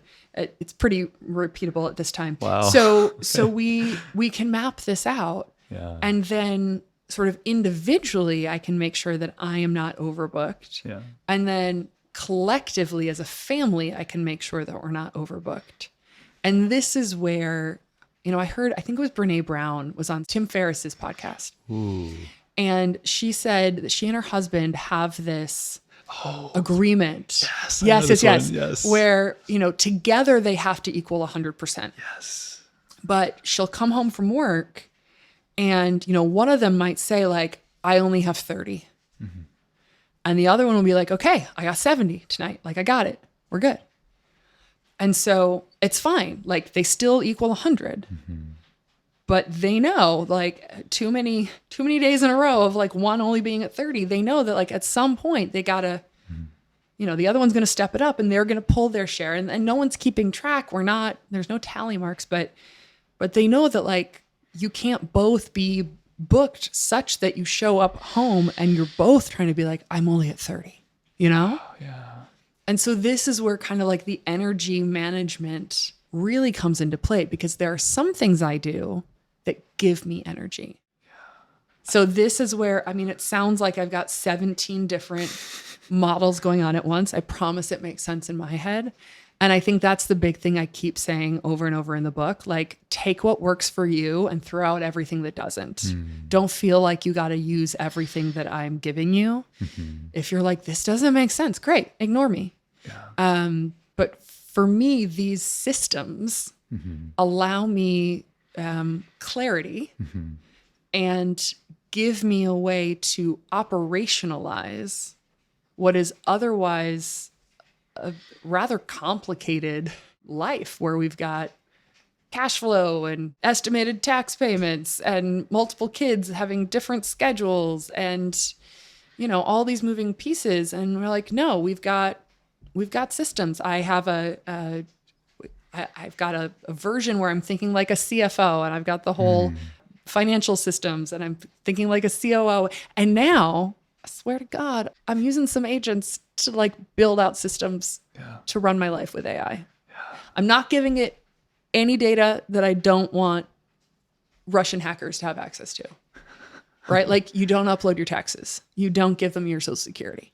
But my cash flow statement over the course of the year is probably on the black market anyway. So, Yeah. I think it's really fascinating. You wrote the book New to Big, and that was before AI. it was. And a lot of that book was about operations, right? Like growth operation systems. I'm curious, like, and maybe this can connect to your course that we should talk more about. Yeah. If you had AI now and you were to rewrite that book, would that book be vastly different, or do some of the principles still fundamentally apply? And, do any of the course material that you have you're doing right now kind of connects to that in that narrative? Yeah. You know what I mean? What feels really good is that both of my books still hold up in the AI era. Yes. Yeah, Fundamentally sound. I don't have to be like, actually, guys, don't read that one. So New to Big at its core is about portfolios, but in big companies, right? It's trying to get this mindset of innovation in large organizations to stop saying like, big companies saying, I have an idea for a new product, a new business model, a new unit. Here's this idea. Let's work really hard to make it happen. And then they follow this sort of linear development flow that sort of, they're trying to make fetch happen. Did you watch Mean Girls? Okay, good. I don't know how well that translates in Taiwan. It's a deep cut. Oh, yeah. Took me a second too. So thanks. They sort of follow this linear path that says, okay, we're going to figure out the R&D of it, and then we're going to figure out the marketing of it, and then we're going to launch it to the world. And we're going to kind of make this thing happen. And they get really stressed about like, we got to do it right. We have to do a lot of market research, and then we have to come up with this strategy, right? Like, it's a lot of hard thinking, a lot of PowerPoint decks, and then they like make this one thing. And there's a lot riding on that one thing. And so whatever evidence they get along the way that might point to like that one thing not being the right thing, no one's willing to hear that evidence because all that resources. Like, we've poured a ton of resources into this. No one's pulling the plug, and no one's career is betting on this thing. Like, everyone's going to rotate to a new position before this thing launches anyway. So, and then you launch the thing and it flops. And so sort of this key idea from VC world and from startups, which is like create a portfolio of bets.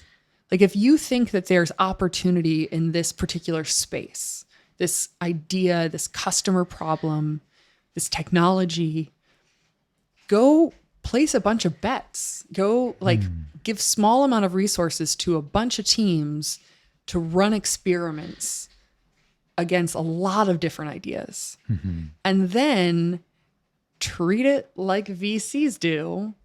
And we call them growth boards, like have the teams go to the growth board, present their experiments, present their evidence, give more funding, give the next round of funding to those that are worth continuing to give resources to, and kill the ideas that need to be killed.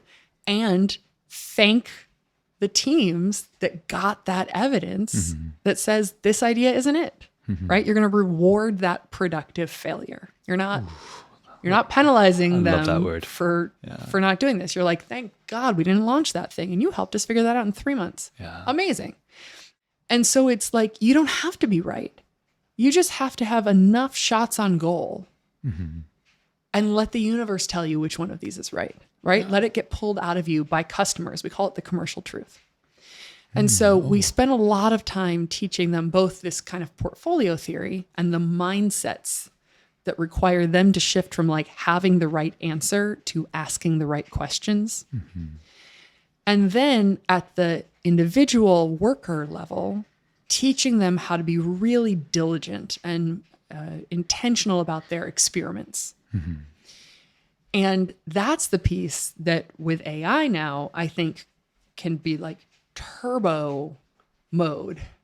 The ability to run these experiments at scale and get so much better information, like higher fidelity information, faster, could allow them to have even more bets in a given opportunity area for even fewer resources. That I think could be really beneficial.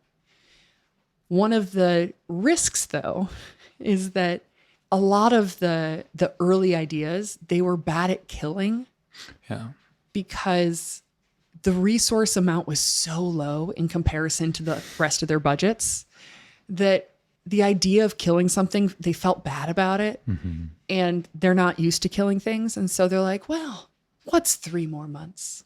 What's $100,000 more? You know, it's not that much. And so we had to really kind of teach them that like, it's good discipline to kill something early. It allows you to not just money, but focus.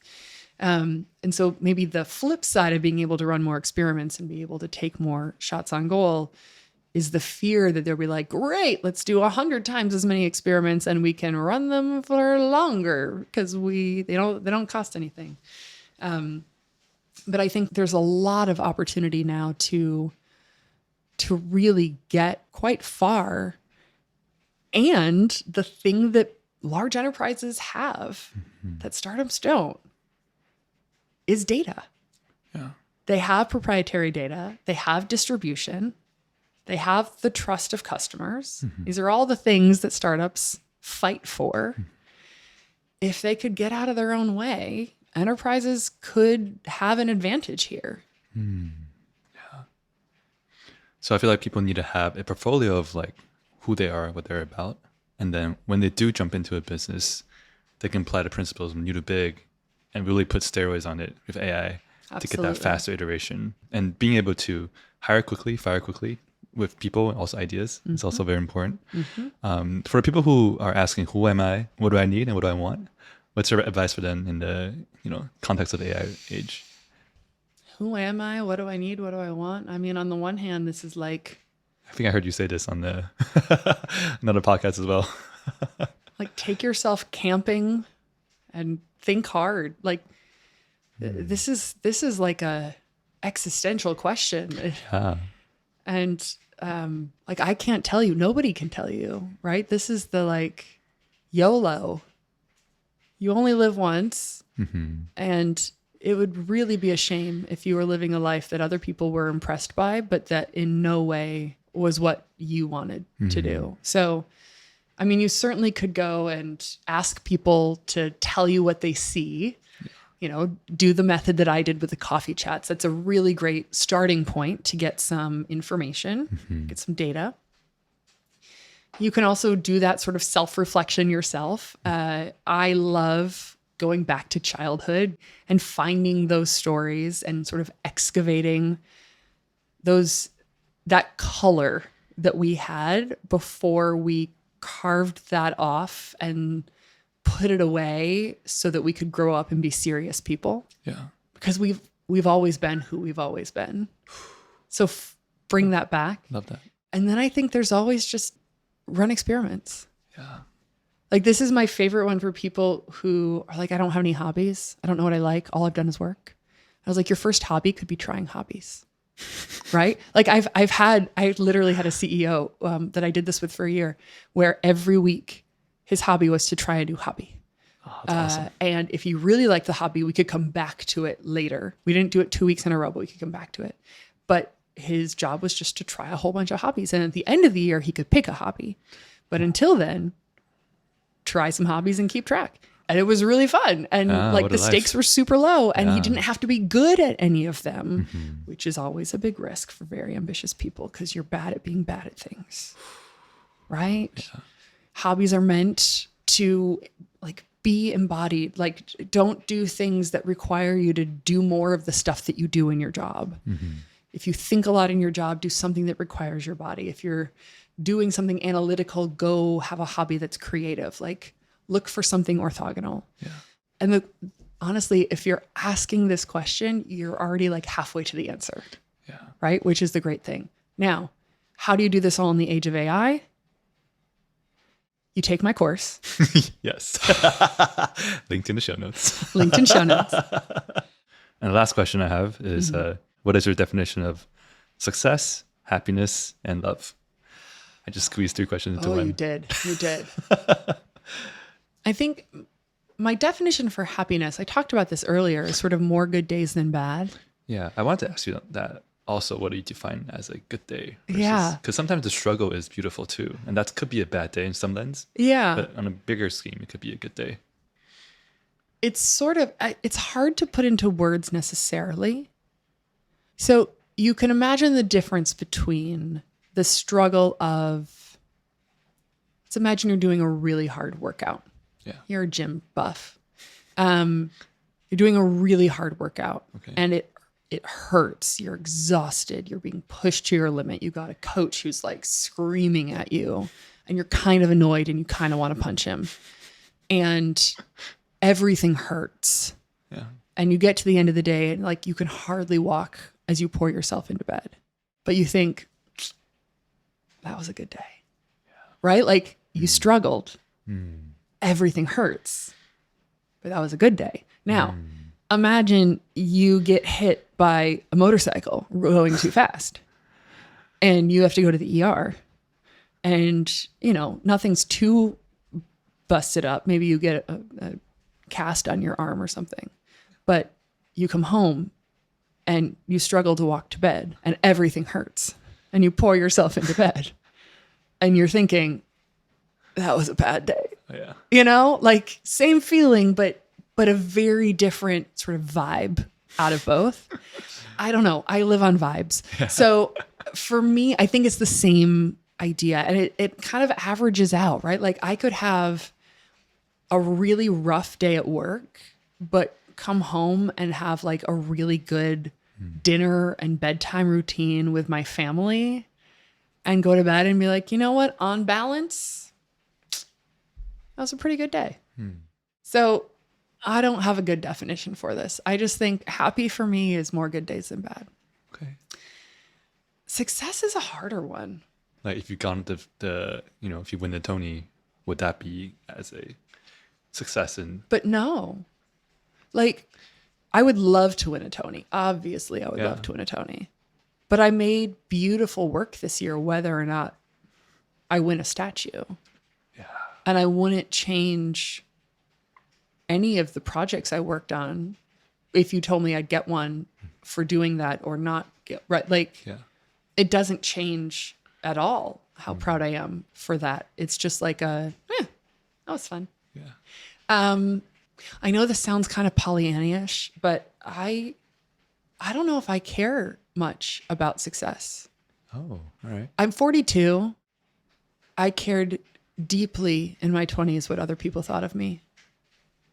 And in my 30s, I cared about whether what I was doing was impressive.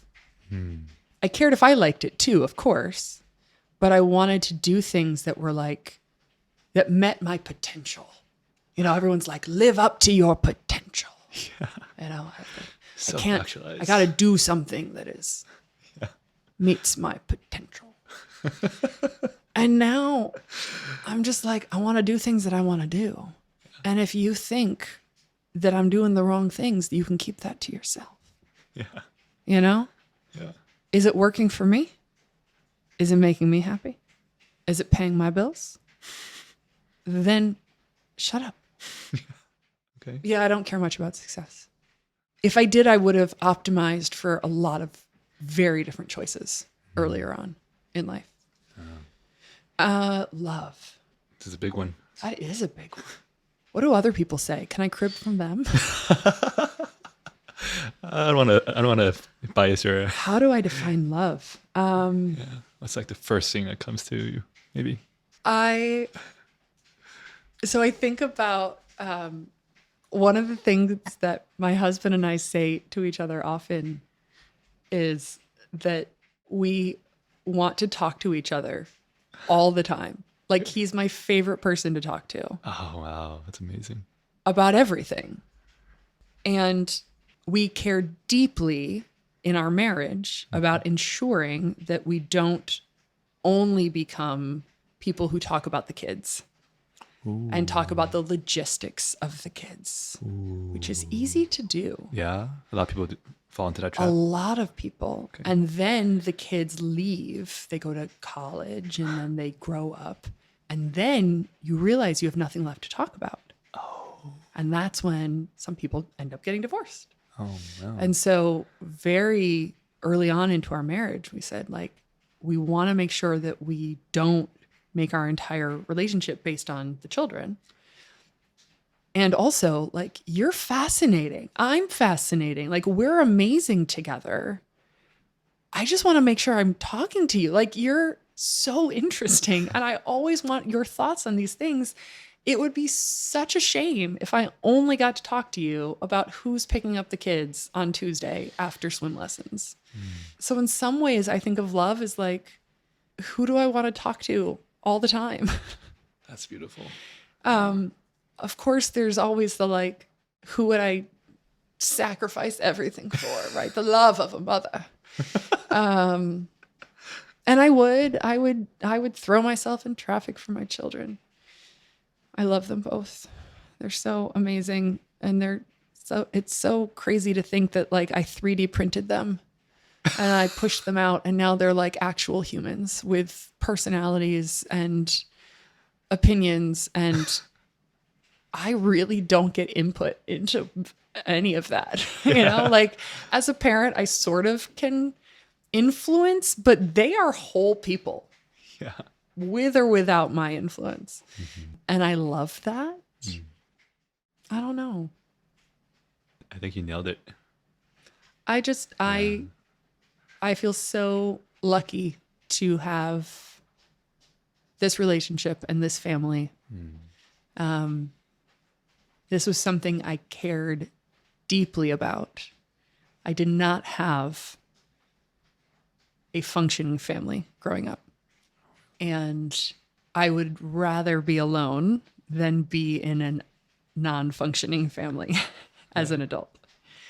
And so that was part of the design of the work that I did. It's why I built my sales funnel to find my husband.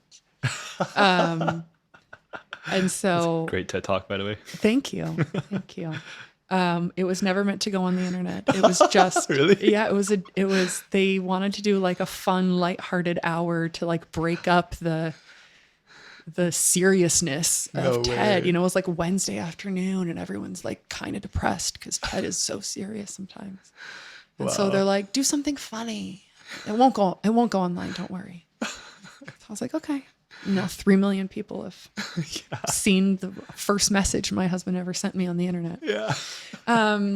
No, it's something I've worked really, really hard for because having like the right life partner is the most important choice you're making. 100%. It's about love, yes, but it's also about partnership. And it's about having someone who cares about their own sort of not just self-improvement. That sounds so quantified, self-bro, but development and curiosity and sort of all of those things. Like you are the average of the 5 people you spend the most time with. Yeah. And so it really matters who that person is. So I worked hard for him, but also I'm pretty lucky. That's beautiful. I think a lot of people say like, oh, I mean, Tim Ferriss said this, that your goal for your metric should be like how you spend your average Tuesday instead of that glorious vacation or that. It's like the everyday moments, right? You know, coming back from work, you know, talking to your partner, taking care of your kids, even when they drive you crazy. Those are the moments that really define the love you feel every day. Yeah. Yeah, those little moments. Yeah. Yeah, I love that. Wow. Yeah, this has been amazing. It has. Thank you for having me. Yeah, ladies and gentlemen, Christina Wallace. That was incredible. Yeah, I mean, we talk about across art, business, technology, all the things you talk about as, you know, the Human Venn Diagram. And then your background is so unique. I think people who are able to really excel at different disciplines and connect the dots, that's a superpower. To be good at one thing, but to be good at many things and connect them together, that is a huge superpower. And especially in the day of age of AI, like that is more needed than ever to be able to connect the dots. And so many of the things we are able to do on a skill level could be replaced. But now the telling the story, you know, having integrity of who you are, having authenticity of showing up how you are, telling the world about who you are, what value you're trying to bring, you know, create community, create content, all these things that's tied to AI and the course you talk about.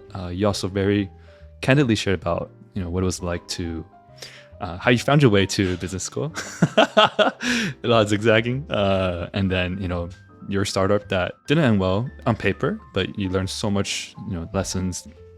Yeah, I think those are just priceless lessons. And like you said, that these are the things that kind of propel you forward, launch you forward in your next so many other ventures that have done really well and been successful in on this, like, you know, objective level, but also, you know, to you deeply meaningful. And that's what truly success means to you, is doing the things that are true to your portfolio, true to who you are, the right reason, the right people, and the right vibe, as you might say. So yeah, this has been amazing. Awesome. And I hope you win that Tony. And yeah, everyone, to find more stuff about Christina, ChristinaWallace.com, Instagram, CMWALLA, and also check out the new course, Storytelling, Leadership in Age of AI. And yeah, thank you, Christina. Thanks for having me. And anything you want to add, or? No, I think you covered it. Okay. Amazing. And also, yeah, I think the part about love is it's very touching too, the way you're describing what love is on a very concrete and day-to-day level. I think that really touched my heart for sure. I think many people also feel the same way. Thank you so much. Thanks, Jackie. Thank you. Peace out. Okay, bye-bye.